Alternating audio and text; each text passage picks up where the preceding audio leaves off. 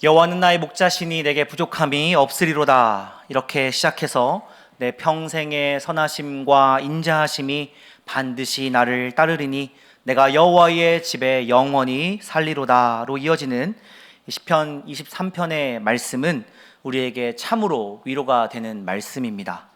많은 성도님들이 이 말씀을 묵상하고 계실 텐데요, 또 암송하고 계시는 분들도 많이 계신 줄로 압니다. 우리 성도님들은 어느 때에 이 시편 말씀을 읊조리시고 또 묵상하시나요? 저는 이 시편 23편의 말씀을 묵상할 때마다 군대에서 훈련 받았던 때가 생각납니다. 훈련 과목 중에 독도법이라고 하는 훈련이 있었는데, 지도와 나침반 그리고 이 자를 이렇게 던져주고 잘 모르는 지역에 그냥 떨어뜨려 놓습니다. 그리고 몇 시까지 어디로 도착해라 이렇게 명령을 하다라고는 교관들이 사라져 버립니다. 오후 4시에 어느 지역에 내려주고서는 다음 날 오전 10시까지 목적지에 도착해야 하는데, 낯선 장소에서 나침반과 자를 가지고 방향을 잡아 목적지에 도달해야 하는, 전시에 이 GPS나 내비게이션이 없는 상황에서도 목적지에 잘 찾아갈 수 있도록 지도를 읽는 법을 익히게 하는 훈련이었습니다. 이 훈련은 군장을 메고 이루어지기 때문에 참 쉽지 않았었고, 또 목적지를 가기 위해서는 산을 넘어가야 했기 때문에 또 이 완전 군장을 메고 산을 탔습니다. 때마침 밤 12시 정도가 되어서 한 번도 가보지 않은 산길을 올라가다가 공동묘지를 지나가게 되었습니다. 제가 믿음이 부족했던 탓인지 밤 12시에 혼자 공동묘지를 이렇게 지나가는데 얼마나 오금이 저리고 무섭던지요. 그때 제가 읊조렸던 시가 바로 이 시편 23편입니다. 여호와는 나의 목자시니 내게 부족함이 없으리로다. 내가 사망의 음침한 골짜기를 다닐지라도 해를 두려워하지 않을 것은. 이처럼 우리가 함께 읽은 이 시편 말씀은 우리에게 참으로 익숙하고 또 쉽게 접할 수 있는 말씀입니다. 익숙하기에 친근하기도 하지만 또 자주 접하다 보니까 또 잘 들리지 않는 말씀이 될 수도 있겠습니다. 그러나 오늘 이 시간 우리 마음 문을 활짝 열고 한 절 한 절 함께 살펴보면서 말씀이 우리에게 무엇을 요청하고 있는지, 또 우리 하늘 아버지께서 우리와 어떤 관계를 맺어 나가고자 하시는지를 한번 같이 함께 살펴보며 우리에게 허락하시는 크고 놀라우신 그 은혜를 받아 누리는 귀한 은혜의 시간 될 수 있기를 간절히 소망합니다. 이 시편 23편 이 시를 분류하자면 여러 카테고리 중에 이 신뢰시로 우리가 분류할 수 있습니다. 시인은 사망의 음침한 골짜기에서 해와 또 원수들이 쫓아오는 위험한 상황을 겪으면서도 자신과 함께 하시는 야훼 하나님을 깊이 신뢰하며 하나님을 노래합니다. 이 신뢰시는 문제 속에서 부르는 탄원시 범주에 속하는 시인데, 이 신뢰시가 탄원시 안에 속했다라고 하는 것은 무엇을 의미하는 것이냐면, 이 문제가 다 해결되었다라고 하는 것이 아니라 여전히 이 시인이 맞이하고 있는 상황은 문제 가운데 놓여 있는 상황이다라고 하는 것입니다. 사방으로 우겨쌈을 당하는 것 같이 답답하고 공고할 때 여호와 하나님께서 우리와 함께 계심을 믿음으로 고백하고 신뢰하며 불렀던 시, 그 시가 바로 신뢰시, 오늘 우리가 함께 읽은 시편 23편의 말씀입니다. 오늘 설교 제목이 여호와 로이라고 이렇게 지어 보았는데요, 여호와 로이는 우리 아까 우리 장로님께서 기도하실 때도 잘 설명해 주셨던 것처럼 여호와는 나의 목자이십니다 라는 뜻입니다. 여호와 샬롬, 하나님은 평강의 왕이십니다. 여호와 삼마, 하나님이 거기에 계십니다. 여호와 이레, 하나님이 준비해 주셨습니다 라는 것처럼 여호와 로이라는 뜻은 여호와 당신이 나의 목자가 되어 주십니다 라는 의미입니다. 이 시편 23편은 크게 두 부분으로 우리가 나누어서 생각해 볼 수 있는데, 1절부터 4절까지의 말씀은 좋은 목자이신 야훼 하나님에 대하여서, 그리고 5절부터 6절까지의 말씀은 자비로우신 주인으로서의 야훼 하나님을 노래하고 찬양하고 있습니다. 먼저 시인은 여호와는 나의 목자라는 고백으로 이 시의 포문을 열고 있습니다. 시인은 자신을 양으로 또 야훼 하나님을 목자로 표현하고 있습니다. 목자가 하는 일은 무엇인가요? 목자는 양을 보호하고 또 인도하는 일을 합니다. 여호와는 나의 목자이십니다 라고 하는 이 고백은 하나님과 이스라엘의 관계를 설명하는 매우 흔히 사용되는 말로서 이러한 이미지는 유목민으로 살았던 초기 이스라엘 백성들의 삶 속에서 그 기원을 찾아볼 수 있습니다. 이스라엘 백성들에게 중요한, 그 이스라엘 백성들에게 의미 있는 인물을 뽑아보자면 아브라함, 그리고 그의 자손인 이삭, 야곱, 그리고 또 모세와 다윗이 있겠습니다. 이 5명 중에 야곱이 목자였고 소명을 받기 전에 모세가 목자 일을 하였으며 또 왕이 되기 전 다윗도 역시 목자, 목동의 일을 하였습니다. 시간이 흐르면서 하나님의 이 목자 이미지는 이스라엘과의 관계를 넘어서 온 땅의 백성을 향해서 하나님이 목자 되어주신다라는 개념으로 확대되어집니다. 그래서 고대 중동에서 목자는 흔히 온 백성을 다스리는 왕을 가리키게 됩니다. 저는 이 목자 이미지를 연상할 때마다 이른 양 비유가 생각납니다. 목자에게 100마리 양이 있었습니다. 그런데 한 마리의 양을 잃어버리게 됩니다. 나머지 99마리를 두고 이 목자는 잃어버린 한 마리의 양을 찾아 길을 나섭니다. 그러면 99마리는 어떻게 되겠습니까? 세상의 가치로 생각해 볼 때 이 99를 지키는 것이 잃어버린 하나를 포기하는 것보다 훨씬 더 의미 있고 가치 있고 합리적인 일일 것입니다. 그런데 목자는 그 잃어버린 양 한 마리를 더 소중하게 여기며 결국 그 잃은 양 한 마리를 찾아냅니다. 사랑하는 여러분, 여러분이 그 잃어버린 한 마리의 양이라는 사실을 꼭 기억하실 수 있기 바랍니다. 저와 여러분은 세상의 가치로 판단되는 존재가 아닙니다. 하나님 나라의 가치, 99보다 훨씬 더 큰 하나, 그 소중한 하나님의 형상이 바로 나라는 사실을 꼭 기억하실 수 있기를 바랍니다. 나는 하나님이 이 세상 그 무엇보다 귀하게 여기시는 하나님의 자녀, 하나님의 형상이라는 자부심을 가지고 이 세상 한가운데서 씩씩하고 당당하게 살아가실 수 있는 저와 여러분 될 수 있기를 간절히 소망합니다. 이제 다시 23편 말씀으로 돌아와 목자 이야기를 조금 더 나누어 보고자 합니다. 이 성경에서 목자 이미지는 대부분 집단적으로 나타납니다. 왕과 온 땅의 백성으로서의 이미지 때문에 그렇습니다. 하지만 이 시편 기자, 이 시인은 지금 여호와는 누구의 목자라고 하고 있습니까? 나의 목자라고 이렇게 고백하고 있습니다. 이렇게 이 시인은 나의 목자라는 표현을 사용하면서 1대 다수가 아니라 주님과 1대1의 이 친근한 관계를 강조하고 있습니다. 잃은 양 비유에서와 같이 목자와 잃은 양 한 마리, 이 관계를 나타내고 있는 것입니다. 그런 관계이기 때문에 1절 하반절의 말씀처럼 나에게는 부족함이 없습니다.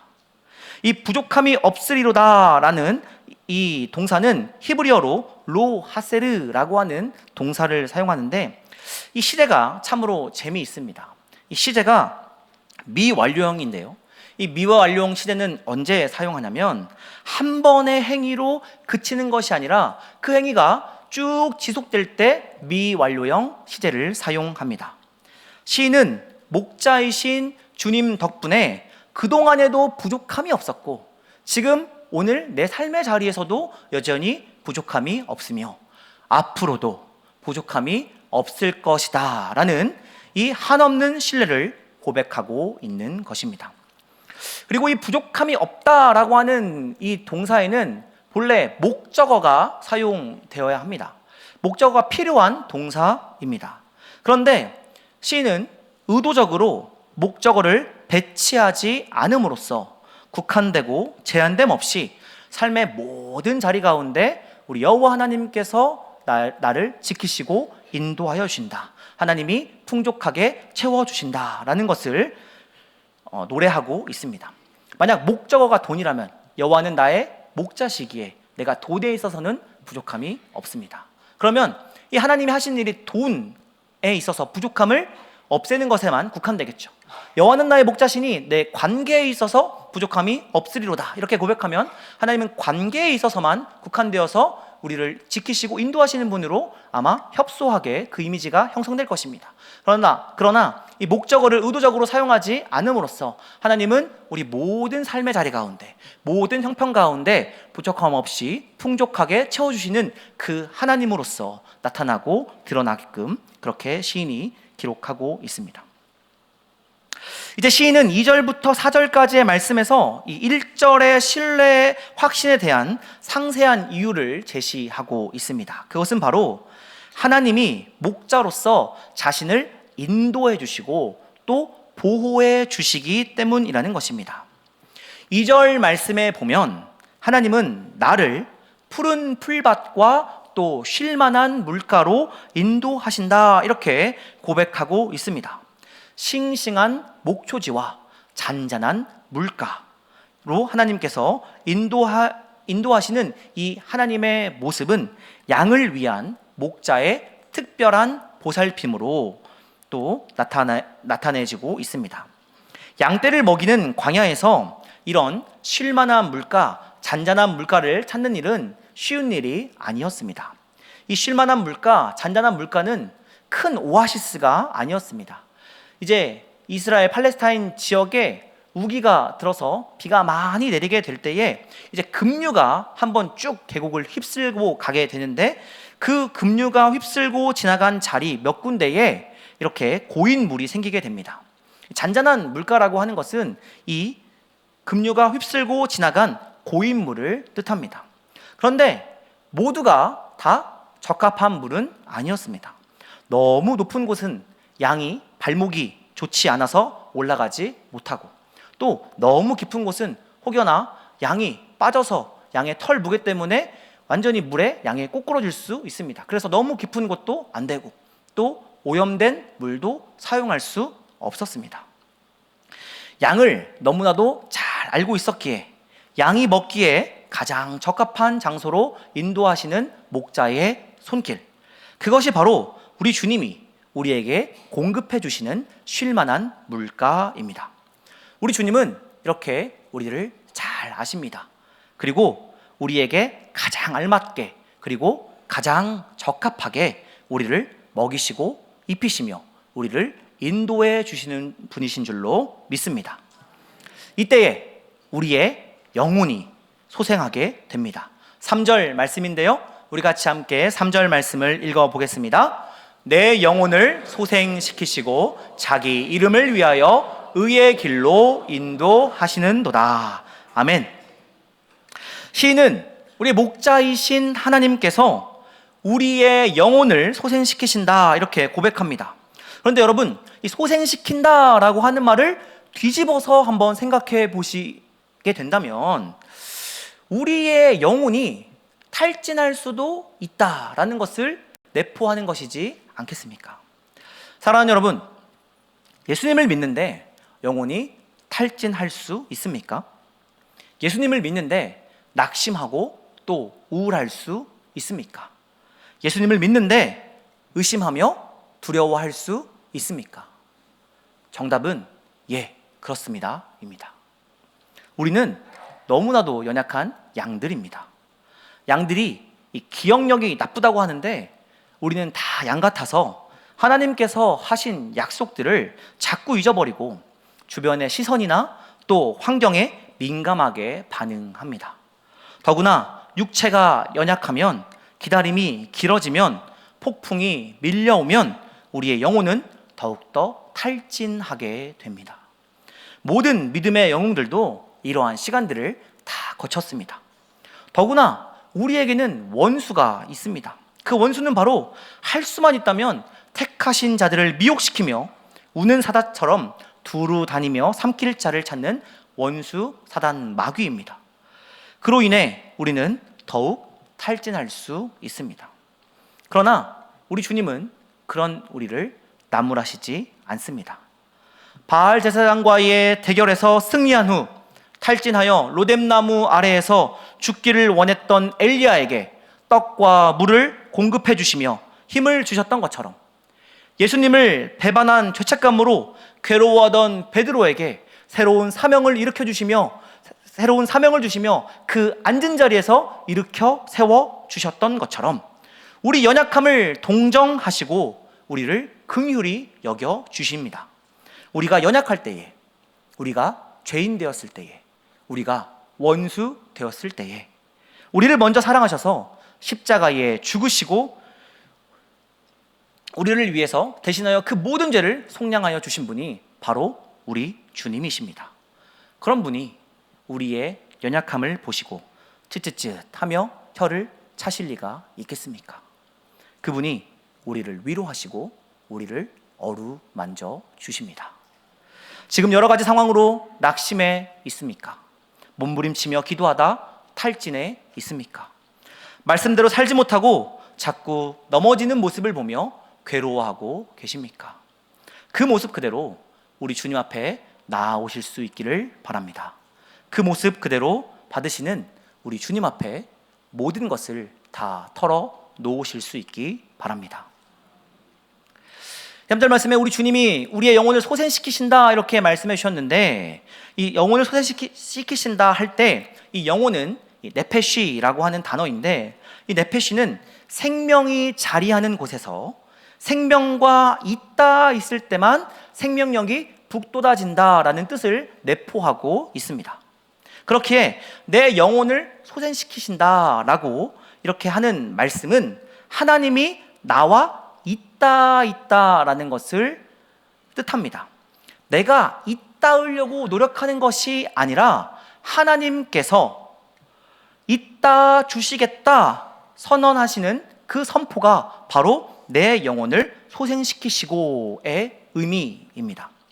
하나님이 우리보다 먼저 앞서서 우리를 찾아와 주시고 우리에게 먼저 있다 주시겠다 약속해 주고 계십니다.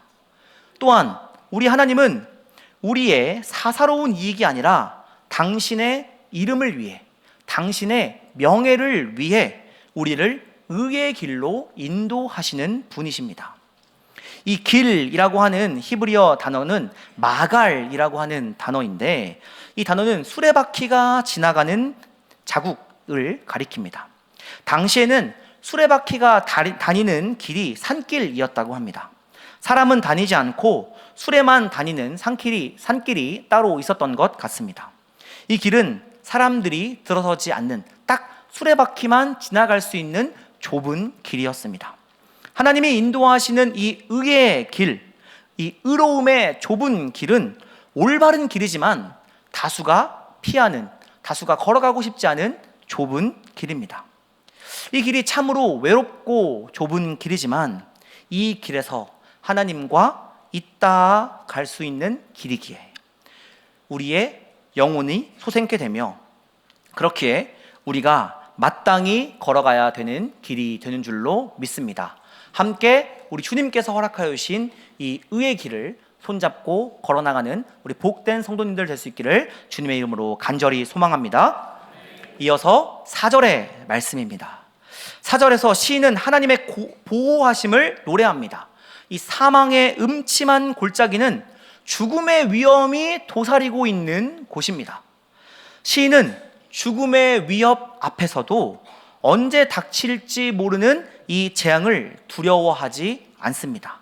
왜냐하면 그 이유는 주께서 나와 함께 하시기 때문입니다. 이 구절이 바로 이 시편 23편 말씀의 핵심 구절, 중심 구절입니다. 바로 임마누엘 신앙입니다. 하나님이 함께 하신다는 확신은 신뢰의 확실한 기초가 됩니다. 우리 예수님도 그분의 처음과 끝이 바로 우리와 함께 하신다는 약속이었습니다. 마태복음 1장 23절 말씀 우리 같이 함께 읽겠습니다. 보라, 처녀가 잉태하여 아들을 낳을 것이요 그의 이름은 임마누엘이라 하리라 하셨으니 이를 번역한즉 하나님이 우리와 함께 계시다 함이라. 아멘. 이 약속과 함께 우리 주님이 우리에게 오셨습니다.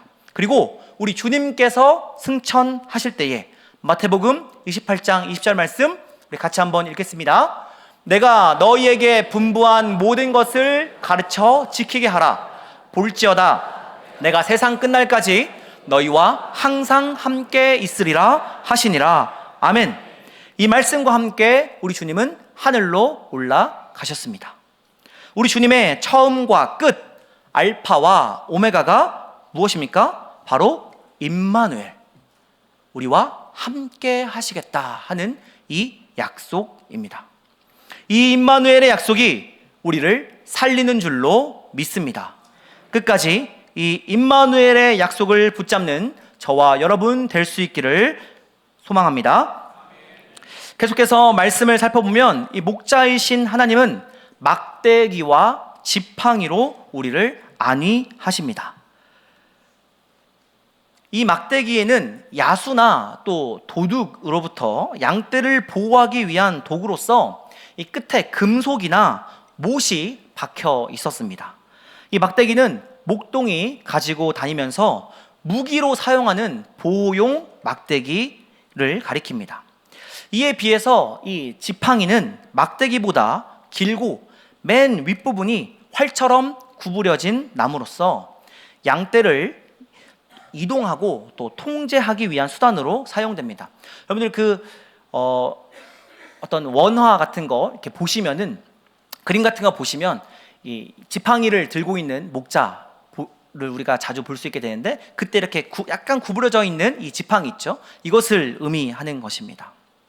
이처럼 목자는 보호용 막대기와 인도용 지팡이로 이를 들고 양떼를 철저히 보살핍니다. 때로는 양들을 보호하기도 하고 양들을 인도하기도 합니다. 근데 이 막대기와 지팡이를 잘 사용해야 합니다.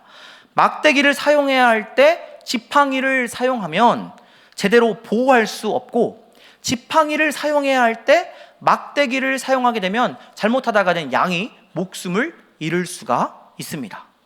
우리 하나님은 때에 따라 필요에 따라 가장 적합한 것으로 우리를 지키시고 인도하여 주시는 분입니다. 막대기와 지팡이가 헷갈리지 않게 가장 우리에게 지금 이 시점에 필요한 것으로 우리를 지키시고 우리를 인도하여 주시는 분이 우리의 하늘 아버지가 되어주시는 줄로 믿습니다. 이제 5절과 6절 말씀입니다. 5절에 따르면 하나님이 목자 이미지에서 이제 주인 이미지로 바뀌게 됩니다. 참으로 기가 막힌 반전입니다. 하나님은 시인의 원수들 앞에서 귀한 손님을 맞듯이 시인을 대접해 주시면서 더 나아가 머리에 기름을 부어 주십니다. 그러면서 이 시인을 특별한 손님으로 격상시켜 주십니다. 원수들의 앞에서 말이죠. 팔레스타인 지역은 건조하고 또 태양이 뜨겁고 또 다치기도 쉬운 지역입니다. 그래서 손님이 집에 오면 발을 씻겨 주기도 하고 또 피부를 보호해 주고 열을 식혀 주고 또 혹시 상처가 있다면 그 상처를 치료하기 위해서 기름을 발라 주었습니다. 이 말씀을 우리가 잘 이해하기 위해서 살펴보아야 할 한 가지 배경 지식이 있는데요. 유대인의 생활과 아주 밀접한 관련이 있는 율법에 대한 문제입니다. 유대인들은 이 창출 내민 신과 같이 이렇게 쓰여진 율법도 있지만 입에서 입으로 전해졌던 구전 율법도 있었습니다. 다시 말해서 성경에는 쓰여져 있지 않았지만 입에서 입으로 이렇게 구전으로 전해지는 율법도 여전히 하나님의 말씀이라고 여겼고, 이런 구전율법은 실생활에서 관습법의 역할을 했습니다. 이게 아주 구체적인 사례들을 담고 있어서 일종의 가정의례서와 같은 역할까지 하게 됩니다. 후에 이것이 이제 문서로 기록되어서 남게 되는데 이것을 미시나라고 부르고, 이것을 알기 쉽게 랍비들이 다양한 해설을 덧붙인 것을 우리가 잘 알고 있는 탈무드라고 부릅니다. 유대인들은 이 율법 역시 하나님께서 주신 명령으로 알고 생명처럼 지켰습니다. 오늘 본문은 당시 구전율법인 미시나에 나오는 손님 접대법이라고 하는 가정의례를 배경으로 합니다. 이 접대법의 핵심은 첫째, 이 집주인이 손님인 지혜자에게 주인의 권리를 넘겨주어야 한다라는 것이고, 두 번째는 손님으로 오신 지혜자의 말에 청종해야 한다라는 대목입니다. 이 접대법에 맞춰서 주인은 손님을 자기 집의 주인으로 여기며 반드시 손님을 보호해야 했습니다. 창세기 19장에서 롯의 집에 두 천사가 손님으로 왔을 때에 그 손님들과 상관하여야겠다라고 하는 이 소돔 사람들로부터 롯이 끝까지 두 손님을 지켜내려고 했던 것처럼, 시인은 잔이 넘치도록 융숭한 대접을 받으면서 하나님이 자신을 원수들로부터 특별히 보호해 주신다라는 사실을 깨닫게 됩니다. 원수들 앞에서 주인은 손님을 자기 집의 주인으로 모시면서 주인이 보호하는 중요한 사람이다라고 하는 것을 이 원수들에게 깨닫게 합니다. 다윗에게 있어서 원수들이란 아마도 다윗을 괴롭혔던 자들일 것입니다. 하나님께서 다윗에게 상을 차려주시고 기름을 머리에 부어주셨을 때 아마 그 원수들은 분통이 터졌을 것입니다. 이처럼 우리 하나님은 우리를 우리의 원수들로부터 지키시며 그 원수들 앞에서 우리를 높여주시는 하늘 아버지가 되어 주십니다. 삶의 구비구비 고비에서 인도해 주시는 하나님을 생각하며 날마다 내 잔이 넘치나이다, 이렇게 고백할 수 있는 저와 여러분이 될 수 있기를 바랍니다. 이제 시인의 노래는 6절에서 절정에 이르게 됩니다. 우리 6절 말씀 같이 함께 읽겠습니다. 내 평생의 선하심과 인자하심이 반드시 나를 따르리니 내가 여호와의 집에 영원히 살리로다. 아멘. 원수들의 추격이 이제 그치게 되고 시인은 하나님께서 선하심과 인자하심으로 그를 따라오셨다라고 하는 것을 깨닫게 됩니다. 하나님의 보호와 또 호의를 받는다는 사실을 발견하게 된 것입니다. 지금까지 하나님께서 함께 하신다는 것을 경험한 시인은 그 경험에 비추어 미래에 대한 확신을 노래합니다. 하나님의 선하심과 인자하심이 평생토록 나를 떠나지 않을 것이라는 확신을 말입니다. 내가 어디로 가든지 또 무엇을 하든지 하나님께서 나와 함께 하실 것이다 라는 이 믿음을 노래하고 있는 것입니다. 이 확신이야말로 우리에게 꼭 필요한 믿음입니다. 때로는 사망의 음침한 골짜기를 지나기도 하겠지만, 일이 잘 풀리지 않아 낙심하기도 하겠지만, 그때도 하나님께서 나와 함께 하신다는 사실을 우리가 분명하게 믿는다면 우리는 그 자리에서 다시 일어설 수 있지 않겠습니까? 성경에는 이런 약속들이 가득합니다. 특히 두려움에 빠져 있는 사람들에게 이렇게 함께 하시겠다고 우리 주님은 약속하여 주십니다. 형 에서를 피해 외삼촌에게 도망가고 있는 야곱에게도 약속하셨고, 억울하게 옥에 갇혀 있던 요셉에게도 약속하셨으며, 모세를 바로에게 보낼 때도 약속하셨고, 가나안 정복을 앞두고 있는 여호수아에게도 약속하셨으며, 기드온을 사사로 세울 때도 약속하셨습니다. 심지어 예수님께서는 승천하시면서 이 땅에 남겨질 제자들에게 세상 끝날까지 내가 너와 항상 함께 하겠다 약속하여 주셨습니다. 이제 이 약속을 믿는 우리는 결단합니다. 나도 하나님을 떠나지 않겠다고 말입니다. 여호와의 집에 영원히 살겠습니다 라는 것이 무슨 의미입니까? 늘 하나님 앞에 머무르며 하나님 얼굴 바라보며 하나님의 다스림 안에 머물겠다는 말입니다. 내 힘이나 상황들을 의지하지 않고 하나님을 의지하겠다는 다짐입니다. 상황을 넘어서 역사하시고 일하시는 그 하나님을 신뢰하겠다는 결단입니다. 이 결단이 바로 이 고백입니다. 내가 여호와의 집에 영원히 살리로다. 이제 시인은 하나님의 집에 영원히 거하기를 서원함으로써 더 이상 하나님의 집에 초대받은 일시적인 손님이 아닌 그 집에 영원히 거주하는 가족이 됩니다. 양이었다가 손님이었다가 가족이 됩니다. 점점 관계가 밀접해지고 가까워집니다. 참으로 놀라운 하나님의 초대입니다. 사랑하는 여러분, 인생을 살다 보면 위험이나 도전이 닥쳐오기도 하고 어려움이나 아픔을 겪기도 합니다. 우리는 살면서 수많은 고통과 아쉬움이 쌓여가는 복잡하고도 고단한 삶을 살아갑니다. 때로는 사망의 음침한 골짜기 한복판에 홀로 고립되기도 합니다. 하나님은 그럴 때마다 우리 인생의 외로운 나그네 길에서 찾아오셔서 친히 목자가 되어주시고 또 부족한 우리를 환대해 주시며 따뜻한 가족으로 맞이해 주시는 분이십니다. 주께서 나와 함께 하신다. 이 믿음이 있기 때문에 퍽퍽한 인생이라 할지라도 살맛이 납니다. 우리 삶에는 우리를 위해 목숨을 버리신 선한 목자요 또 목자장이시오 큰 목자이신 우리 주님 예수 그리스도께서 항상 함께 하십니다. 그 주님께서 오늘 이 시간에도 우리에게 선하심과 인도하심을 나타내고 계십니다. 바라기는 그 하나님을 기억하고 감사하며 찬양하는 하루하루가 모이고 쌓여 우리 평생에 하나님에 대한 이 감사의 찬양이 끊이지 않게 되기를 주님의 이름으로 간절히 소망합니다. 함께 기도하겠습니다.